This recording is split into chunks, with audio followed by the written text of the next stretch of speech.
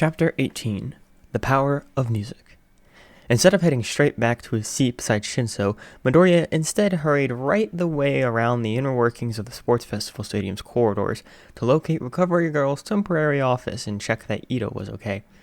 He would have gotten there a lot quicker if he hadn't bumped into someone on the way there. "Sorry, young man," the tall, gaunt figure replied, holding out his hand to pull Midoriya to his feet. It was then when they made eye contact. "All Might," Midoriya breathed, scrambling to his feet without the man's help. "Hi." All Might blinked at him, utter surprise washing across his face. He glanced down at his deflated self and then back to Midoriya. "You know who I am?" He frowned. Midoriya's heart skipped a beat. Does he not remember who I am? "We met," Midoriya stated hesitantly, surprised his voice was still working at all. Just under a year ago now, actually." He narrowed his sullen eyes as his mind whirred. Then they lit up, as much as they possibly could while still concealing the white color of his sacrele. "You're the kid from the sludge villain incident, aren't you?" he realized. Midoriya nodded unsurely, backing away slightly. Yes, that was before I knew I had a quirk." "That's right," the hero murmured. "You said you were quirkless back then. But look at you now. You're doing very well for yourself, Canary." He smiled. Midoriya looked up at him slowly. This was the man who used to cover every inch of his wall at home. Now, only one faded poster remained, beside an ever-growing collection of other posters and a string of Aozora's photographs. Midoriya's descent into muteness was gradual. Over many years, he simply said less and less until the words just didn't come at all. At first, this was only towards his classmates, but then others too slipped into this growing sense of distrust until only his mother had ever heard Midoriya speak. But it was that fateful day, the day he met All Might, that he truly stopped talking. He remembered, after All Might had told him to find a career which was more attainable, running towards the sludge villain as it slowly suffocated Kachan, attacking its weak points in a frenzied attempt to free his old friend. He couldn't just stand there and watch him die. But Midoriya couldn't bring himself to put on a brave smile like All Might could, whilst he did his best to save Kachan, nor did he utter any of those things aloud. After the other heroes berated him for being so stupid, Midoriya realized his dreams really were unattainable. To think, Midoriya could have just plodded on through life, completely unaware of the power he possessed, if it weren't for the people who trod him down, and for the people who pulled him back up again. He wouldn't be standing in there today. "Are you okay, young Midoriya?" All Might frowned. Midoriya flinched. He must have been standing in silence, thinking for a little too long. He nodded in response. "Well, this is fortuitous timing, because I had just been told to go looking for you," he continued. Midoriya, becoming increasingly uncomfortable with the situation, simply nodded a second time in hopes that this would be over soon. "We saw you singing before getting into the arena for Ida's match," he explained. Midoriya's eyes grew wide, his head snapping up and his heart beating faster in panic. Was he being told off? Would he be disqualified?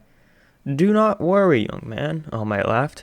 "You're not in trouble. In fact, for nearly any other person, we would have completely ignored it. But you see, you are very powerful. We have to keep things fair, so make sure to not start singing until the fight begins next time, alright?" Staring at the floor, Midoriya suppressed the rising lump in the back of his throat and simply nodded. "But with what you've shown us so far," All Might smiled, giving him a thumbs up and swelling into his muscle form in a puff of steam, "it is clear that you shall one day become a great hero." "No, you're too late for that." And then, unable to face the man any longer, Midoriya simply whispered, "Excuse me," as he sidestepped the hero and hurried past, almost breaking out into a run towards Recovery Girl's office, leaving the number one hero standing behind him with a wavering smile and a bewildered mind. He knocked thrice on the door. "Hello?" Recovery Girl frowned as she let it creak open. Midoriya was trying not to have a full-on fanboy freakout as she looked up at him with a soft smile on his face. "Ah, well, if it isn't Canary, it's lovely to meet you, my dear."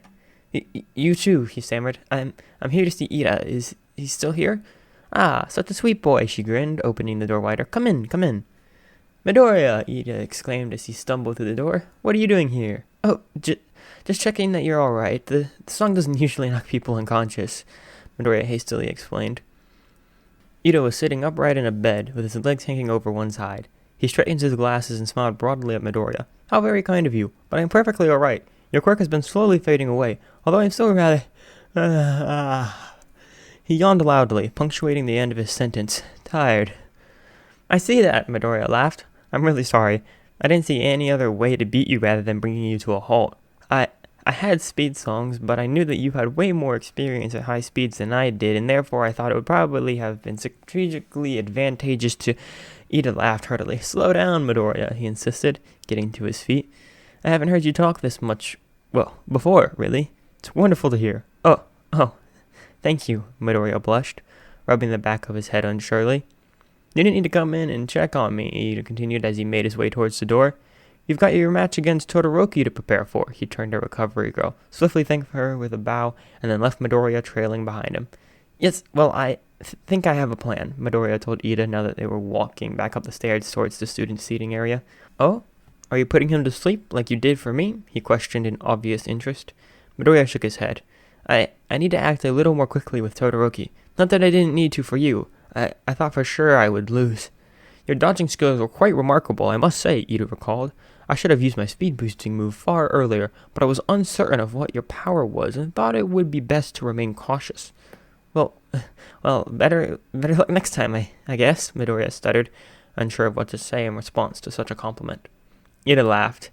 When you make it into Class 1A, I'll be sure to organize a rematch. How does that sound? Oh, okay.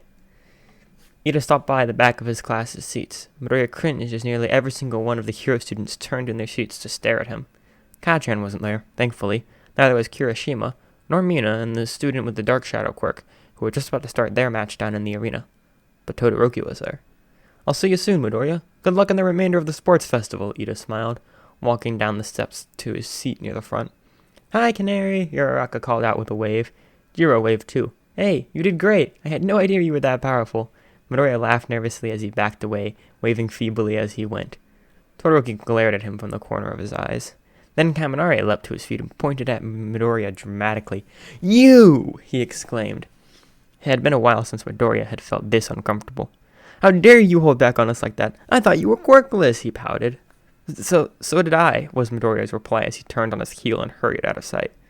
He ran past Class 1B before things had to get even more awkward, and then leapt down the seats towards Shinso. It was now warm, dry, and free from any and all ice. No one from Class 1C spoke to him, which was a nice break from the chaos it all brought, but Midoriya was pretty sure that Kaneko took a picture of him. It's a shame we won't get to fight next, Midoriya signed to him as he sat down, relieved to take a break from talking for a little while. Ashido is out of bounds. Tokiyami advances to the next round, Midnight cried at the end of the very quick match between the two. Midoriya hadn't seen any of it. You're only saying that because I would have won, Shinso replied with a smirk.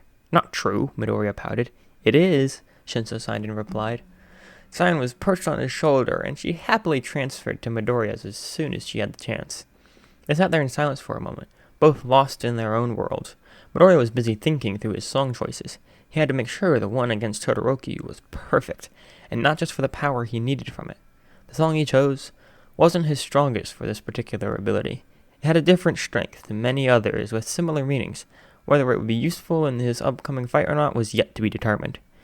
The top scorer in the Heroes Course entrance exam this year, Katsuki Bakugo! Midoriya looked up as President Mike continued to announce the final match of the quarterfinals. Versus, he's shown us he's as hard as stone, tougher than nails, it's Ichiro Kirishima! Ready? Begin! You said Bakugo would win this match, Shinso remembered, pulling the strategy sheet from Midoriya's bag and staring at the confident red arrows he had drawn all over it. Midoriya nodded, staring at the two as they fought. But look at Bakugo, Shinso said, leaning forward and narrowing his eyes. He's on the defensive this time, he pointed out, as Kirishima continued to take lunging jabs at his opponent, drawing a speck of blood from his cheeks as he remained untouched. For some reason, President Mike's commentary of the match seemed to surprise Midoriya. He'd been silent all throughout his fights, but that was probably because no one would be able to hear his singing otherwise. Other than that, most fights had been very short-lived so far, or else Midoriya was too busy to watch them. Only now did he really have the opportunity to listen in. And he countered! President Mike cried as an explosion after explosion was set off in Kirishima's face, but nothing seemed to work, the smoke simply billowing off his hardened skin like it was nothing. Kirishima's quirks seem simple on the surface, Midoriya muttered, but it's still effective. Then isn't there a good chance that he'll come out on top? Shinso predicted. All quirks have their limits, replied Midoriya. What? President Mike suddenly exclaimed, startling the two somewhat. Even Siren let out a surprised tweet. Bakugo's countering again. But what's this? It seems to be working this time. Kacchan is smart, Midoriya whispered. He must have come to the same conclusion that I did. Shinso frowned. And what's that? Bang! Kacchan let out one of his larger explosions, far bigger than what he had ever attempted back in middle school, which was subsequently followed by a bombardment of smaller but just as effective blasts. Seconds later, Kirishima fell to the floor, unconscious. Kirishima is knocked out! Bakugo is the winner! Midnight exclaimed with a cheer from the audience. There's only so long that Kirishima's quirk can last, said Midoriya. But the same goes for you, Shinso reminded him. With that vicious carpet bombing, Bakugo advances to the third round, President Mike informed the audience. As Kirishima was pulled out of the ring and Bakugo strolled back to the stands, his hands dug deep in his pockets, the screens above them flashed into an updated version of the brackets, before a display of the 4 remaining competitors, Bakugo, Tokoyami, Todoroki, and Midoriya. Ladies and gentlemen, and all those in between, I give you our final 4!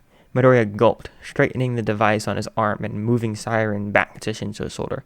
Wish me luck, he said, standing up and starting to make his way down towards the arena, his heart thumping so heavily that he was sure it could burst free from his ribcage at any moment. Good luck, Shinso called back. Yeah, good luck, Canary, repeated Tachibana. Good luck! Show him what you've got, man! Midoriya smiled feebly at his classmates as he hurried past, waving goodbye as he took the long way down to the base of the stadium. Better avoid the back of the Hero Course seating area. He put his headphones on as he walked, relishing in the muffled silence it brought. God, he hoped this worked. The first match of the semi-finals! Todoroki marched up the stairs, one foot in front of the other. It's the winner of the first round of the competition, Shoto Todoroki! As he came to a halt within the concrete pitch, he glared at his obstacle. Versus one of the leaders of our second round, Izuku Midoriya! He had narrowed his eyes as this Canary put on his makeshift support item, fiddling with the buttons on his headphones and breathing heavily into his extendable microphone in a way of checking that it was activated. Start! Todoroki put his right foot forward, ready to send this signature assault of ice in his opponent's direction. But then, things we lost. Todoroki hesitated. What was this? To the flames. Todoroki had met Canary on only a few occasions, most of which being on that very day. He had only listened to the radio once, out of a curiosity as he traveled to UA. In all those scenarios, Canary had never once struck Todoroki as so intimidating. He shook his head, tearing his eyes away from Canary's piercing gaze, and took another couple of steps to initiate the fight. But with the slow notes echoing across the stadium, Canary put his best foot forward too. He raised a hand at the fast-approaching glacier of ice in a calm manner as Todoroki had sent it. Sits before. He vanished from view for a mere second, shattered in dash. And that's exactly what it did. These are the things. The ice, it crumbled at the touch of his enemy's fingertips, falling to the ground in a pile of dust and smoke. The things we lost to the fire, fire, fire. Todoroki had been trying to shield his eyes, gritting his teeth as the ash billowed over the stadium. But now he could see him, a distant glowing figure, running right at him. The things we lost in the fire, fire, fire. He came into view only seconds before Todoroki had the chance to throw up a shield of ice. Canary landed right on it, not slipping as his flame-covered hands dug into the ice, it turning to dust as the flames licked the crystalline structure. Todoroki's eyes widened as he leapt back. That was the power. The fire cremated anything it touched instantly. Canary grinned at him. Down the backs of tabletops. Damn it. That was annoying. Todoroki threw up another wall of ice, desperate to get some distance and rethink this. The ash was starting to settle now, clearing the air so his eyes stopped watering. Each breath he took didn't make coughs rack his body. How Canary didn't manage to suffer from this problem was beyond him. When loneliness came and you were away. What the hell was this song meant to be about, anyway? His ice wall fell to the ground in another crash of gray dust, obscuring his vision again. The more of his ice he used, the harder it was to fight. These are the things. And Canary leapt back into view again, jumping towards him, leaving clouds of ash in his wake. He swiped furiously at Todoroki, the flames flashing before his eyes. The things we lost in the dodge, fire, duck, fire, roll, fire. Todoroki lunged forwards at exactly the right moment, aiming for the device tied poorly to Canary's left arm, in a desperate attempt to freeze it over and stop the music. but the flames dispersed the ice crystals in the moment they formed before Canary knocked him away harshly. "It's in the fire, fire, fire." And then Canary ran back again, hidden by the foggy illusion he had created as his voice continued to boom out across the stadium. Why did he retreat so suddenly? That didn't make any sense. Why? Todoroki's eyes widened. It was the music.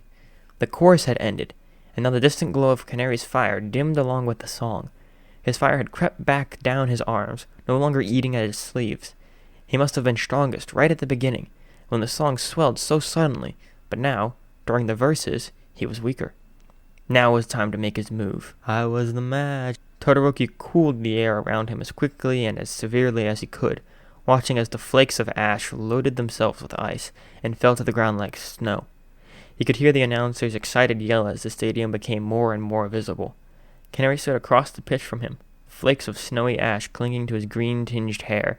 He held out his hand towards him, a flame flickering in his palm. All we had burned on the pyre. Todoroki gritted his teeth and charged towards him once more, desperate to freeze him solid, covering his mouth in the process. Sure as hell have nothing now. What? We were born. I have nothing, the brainwasher snarled. And we sure as hell. I've started from the very bottom of this hellhole of a society. Know that Canary has too, and he will beat you for me. These are the things. The flames reached him this time, and they were thrown from Canary's hands, the chorus bringing his greater power as Todoroki stumbled backwards, trying and failing to send ice in his enemy's direction to freeze him in place. He could hear the crunch of the snow beneath his feet, despite the reverberating sound of Canary singing. Wait, the snow. It covered the ground, smothering the raised pitch, and a little beyond, as yet more of the ash continued to fall.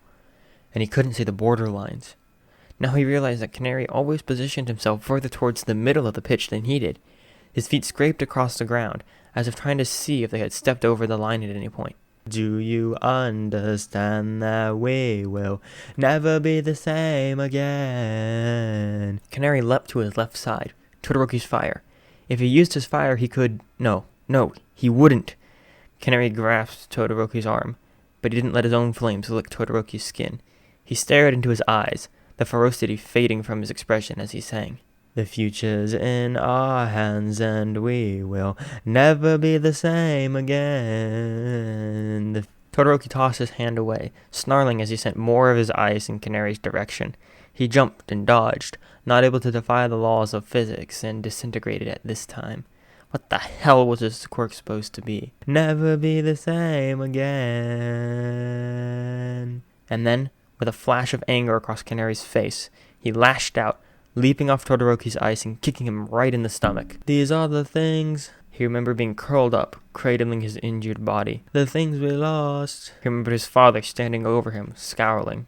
The things we lost in the fire, fire, fire. As Todoroki relied on his reflexes, scrambling to his feet to evade Canary, he remembered what he had lost. These are the things. His childhood. The things we lost. The family he could have loved. Things we lost. His control over his future, over his quirk. It's in the fire, fire, fire. Canary spun on his heel and kicked him around the head with impressive flexibility. Todoroki would have fallen to the ground if it weren't for the support of the ice he summoned in a split-second response, although the barricade between the two didn't last long before it shattered into the gray-white substance that now overwhelmed every surface. If Todoroki used his fire now, he could melt all the snow and overwhelm Canary himself. Now, he had to use it now. That sounded like his father's voice. He could almost feel his eyes glaring down at him from the stands. No, he refused. He refused to lose anything more to the fire. Just remember, stay true to yourself, his mother had once said, long before he lost her to his father's flames. You are not a prisoner of your lineage. It's okay to use your power, to become who you want to be. But what would he be losing, if not himself? And so, finally, he set himself free. Flames, they licked the walls. Todoroki's eyes widened. The flames were roaring up at his side as Canary's died down. The song was coming to an end, but then the snow beneath his feet melted away. All that I adored. And there was the boundary line. There was a silence that fell over the stadium, whilst Canary turned off the music and smiled, bowing to Todoroki. Finally, Midnight raised her whips into the sky and exclaimed, Todoroki is out of bounds! Midoriya advances to the final! Todoroki stumbled backwards, his own fire fading, until the throbbing in his head became too much, and he collapsed under the weight of his own mind. The song echoed in the back of Todoroki's mind. Flames they licked, the wounds. As he woke up, he reached for his scar, stroking the damaged skin in hopes to banish the phantom pains. "How are you feeling, dearie?" Todoroki's gaze drifted to the kind old face of Recovery Girl. He didn't reply, sitting up and blinking at his surroundings as ash fell from his hair. He was in the old heroine's temporary office at the stadium. Wait, what happened? "You have a very worried visitor, if you're willing to see him," Recovery Girl informed him as she poured a couple of her energy gummies into his hand. Todoroki frowned. "Who?" he croaked. She just smiled, before using her cane to hobble open the door and pull it open. Come in, she insisted, and Todoroki's visitor did just that. Todoroki furrowed his brow. Why on earth was... I'm sorry, Canary stammered. I think I kicked you a few times. Are you okay? He blinked at him. Todoroki could already feel the bruises blossoming on his gut, but it was nothing that he wasn't used to. Yeah, fine, he replied, still thoroughly confused. Oh, that's good to hear, Canary sighed, fiddling with the wire attached to his headphones around his neck. I was a little worried when you passed out. Todoroki rubbed the side of his head, where yet another large lump was forming. As he did so, he could hear the distant explosions of the next match. Shouldn't you be watching this fight? Todoroki pointed out as he stood up. Canary hesitated. Oh, right, no, it's okay. I already know what's gonna happen anyway. You do? Well, yeah. I mean, Tokoyame's dark shadow is great and all, but I'm pretty sure it has a weakness to light. I've been watching you all. That's how I figured out you weren't using your fire, he admitted. Todoroki wasn't sure what to think of this strange new addition to his life. He wasn't like anyone who had ever met before at UA, or even beyond, for that matter. But no one else could come and check on him after he passed out, even if there was a possibility it was due to the injuries inflicted by them. Recovery Girl smiled as she sent the two of them on their way, letting the door swing closed behind them. They walked in silence through the corridors for a while, Todoroki's brain whirring as he tried to process the events of the last, however long it had been. I like that song, he eventually said. The words seemed to startle Canary. Yeah? He replied. Todoroki nodded in confirmation. I'd never heard it before. It gives a useful power for me, Canary explained. Todoroki raised an eyebrow at him. And what power would that be exactly? Canary wavered before giving him a feeble laugh. Well, you see, that didn't end up actually doing what I thought it would. Todoroki stared at him. You don't know what your quirk would do? No, not really. Well, I've actually practiced that song quite a few times. The fire has done, the ash-shattering things a few times before, but not to that extent. I think my quirk becomes stronger if I'm more emotional, or maybe because I'm trying really, really hard to convey the message of the song.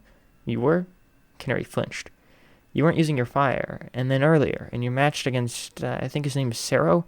You look so sad. I know what that feels like. Todoroki let his shoulders relax, stopping at the bottom of the stairs as he stared at him. He opened his mouth to reply before closing it again, unsure. He wasn't used to this, talking to people. But then again, Canary didn't seem to be either. He held out his hand to Canary. You deserve your place in the finals, he told him as Canary cautiously took his hand. The last words of Canary's brainwashing friend resonated in his brain. And I hope you look forward to seeing those places filled in your godforsaken class, because we'll be taking them. And your place in the hero course, Todoroki added. Canary broke out into a wobbly smile. Thanks. Todoroki had shaken the hands of far too many people in his lifetime, not a single one of them which was someone he legitimately respected, nor admired. But you could tell a lot about a person by how they shook your hand. And Canary was tired. He felt so weak, wobbly, unsure of himself. Whether that was simply his personality, or him being seriously lethargic, was up for debate. They started to walk up the sands together. So, are we friends now? Canary stammered, almost tripping over a step in the process. Todoroki blinked at him, remembering something he had said to Class 1A only a few hours beforehand. We're not here to be each other's friends. Said Todoroki, focusing intently on his steps as they continued to climb upward. He smiled softly. I would be honored to be. Canary's face lit up. After the sports festival, I can give you my number, and then I'll send you that song to you. They reached the top of the stairs. and in the back of Class 1A's seating area. I look forward to it, Todoroki smiled. He turned back to his class, his smile fading quickly as he saw them all staring at him. Whoa! Bakugo leaps behind Tokoyami, the commentator cried out over the stadium. Canary peered over Todoroki's shoulder at the match still ongoing below in the arena. How long was I unconscious? Todoroki frowned. They'd already cleared away all the snow and ash, and Bakugo's fight wasn't far from finishing. Hey! Stop obscuring the arena! How am I supposed to commentate when I can't see? Canary cringed at those words. Bakugo had just sent a vast amount of smoke up into the sky, hiding him and Tokoyami from view. Quite a while, man, Kirishima replied, scratching at the plaster on his face. And, hey, is that Canary? Canary let out a squeal as he was spotted, before giving a very feeble wave. Tokoyami gives up, Midnight cried. Bakugo is the winner of this match. The others turned to stare down at the pitch again. The commentator was quick to announce the results. That means our final fight will be between Bakugo and Canary. Bakugo turned his head slowly, and then narrowed his eyes up at Canary. He gulped. Todoroki's classmates started muttering about the outcome of the match, but all Todoroki could think of was Canary's fate. Good luck in your last match, Todoroki told Canary, who continued to stare down at Bakugo, practically shaking in his boots. Thanks, he barely whispered in response. I think I'm gonna need it.